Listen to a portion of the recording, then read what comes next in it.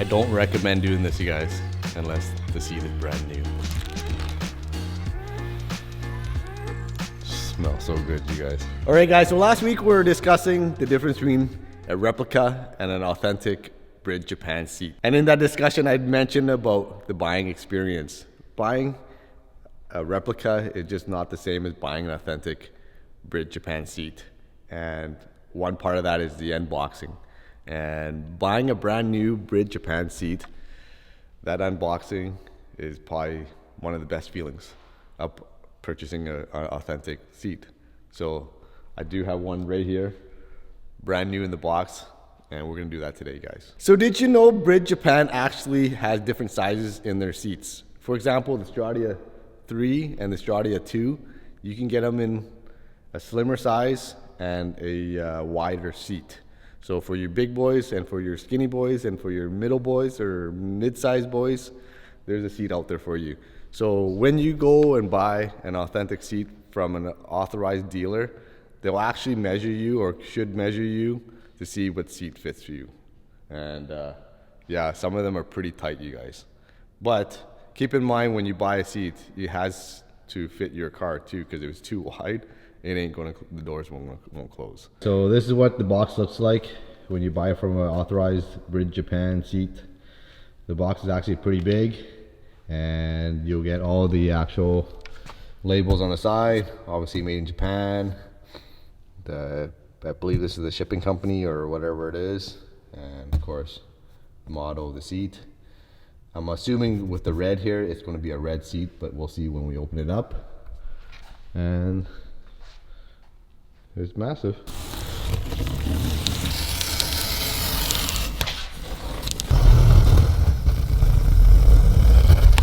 All right, so the first thing you notice when unboxing this box here is the box is in mint condition, you guys. It's not all mangled and broken and holes all over it. And I've seen a couple of unboxing videos where others have bought from the black market or like a replica seat. It's all mangled and everything like that, so yeah. Ooh. There's really not much to the packaging, you guys. Let me set you guys down here.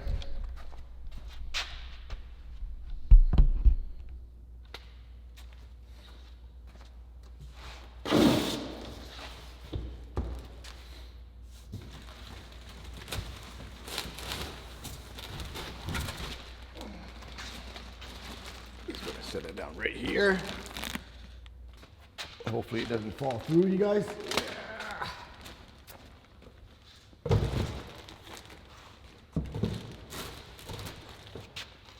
So it comes in packaged in a plastic bag, and I noticed first thing I noticed is the Brid Japan logo and stamps all over the bag itself.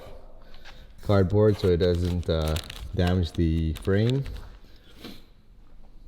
And the authentic packaging here for your paperwork.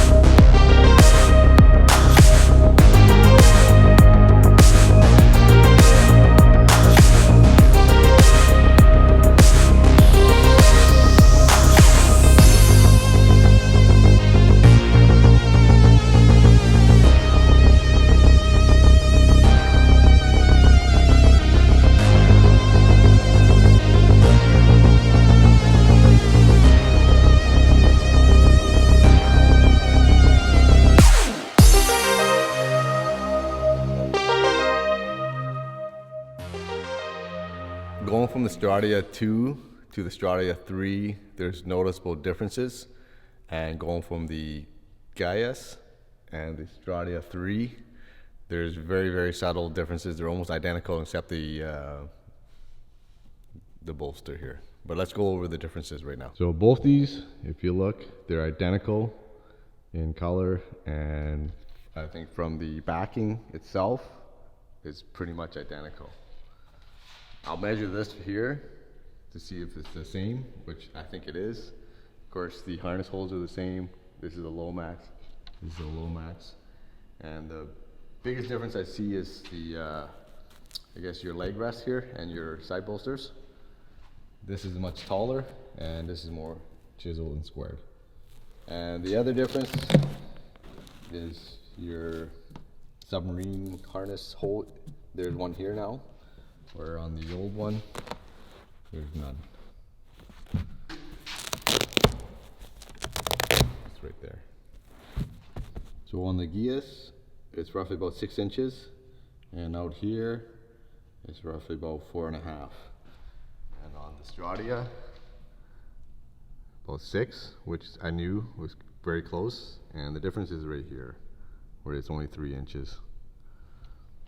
Where on the Gias is, yeah, 4.5, 5 inches. So the size fitment wise, I believe this one is a little wider. Let's see, 11 inches.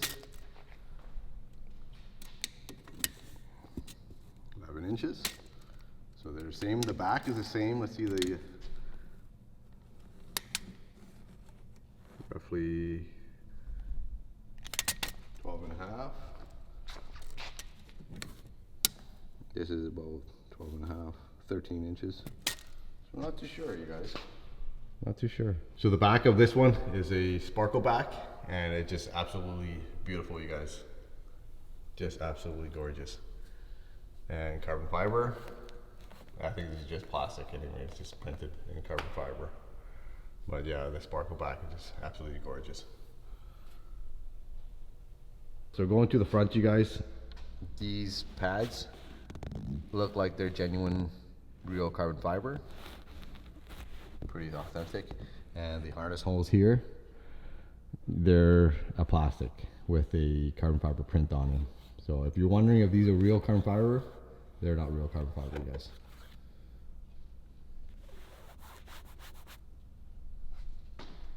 So everything else that you get inside the box here is you get this little bag, and obviously it's the authentication,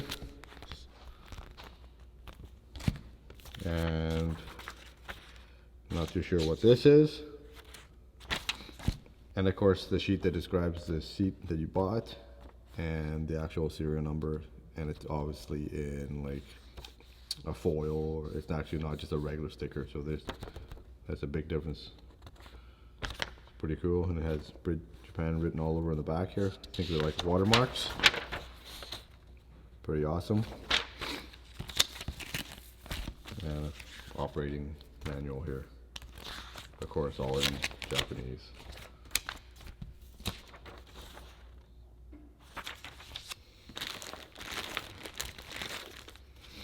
And Bridge Japan decos, one in white and one in black.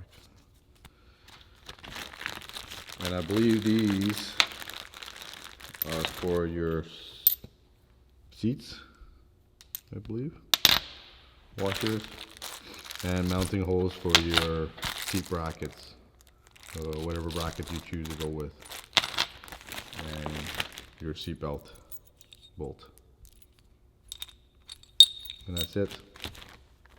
So with the Gias, you get the same feeling as a full-on bucket seat, but you still get to recline the seat. Where a full-on bucket seat, you ain't reclining it. Well, I guess self-explanatory. With that added extra bolster here, you get that extra hug, right? That holding monster is just right there. Compared to the Stradia, it's not as low. But the biggest difference is, if you've never hopped in one of these seats getting in and out of, especially the driver's side, this will get in the way of the steering wheel, and if you have big thighs, you're not going to be able to get in, you guys. And you'll end up needing one of those aftermarket quick release steering hubs or something like that. This is the mid-range. This is on the full-on race with the recliner, but it is hard to get in and out. And the other thing is, hopping in and out of one of these seats, you got to be careful, because if you land on your butt crack on the actual bolster itself, you will feel pain. And because there's no give, you guys, there's no give at all. Unlike a factory seat, you can actually sit on the bolster and it'll like deflate a little bit and you won't hurt yourself. Here, Your girlfriend will sit on it and she will cry, and you're going to be crying because she's going to complain the whole ride. So these are absolutely gorgeous seats, you guys, and a true upgrade to that race car feeling when you hop in. And you can shed some weight at the same time, you guys. Quite a bit of pounds. Now these days, a lot of the new cars have power seats, heated seats, and airbags, and they're roughly about 50 to 75 pounds, and these are super light compared to those, and they give you that really true feeling of being inside a race car without the big budget. All right, you guys, so that's pretty much it for this week's vlog. Hopefully that helped you guys get into the right Brid seat, or helped you choose the right Brid seat that suits you the most. And they're pretty baller, you guys, so go out and get yourself one and hit up an authorized dealer. Enjoy the rest of your week, you guys. Don't forget to smash the subscribe button. See you guys next week. See ya.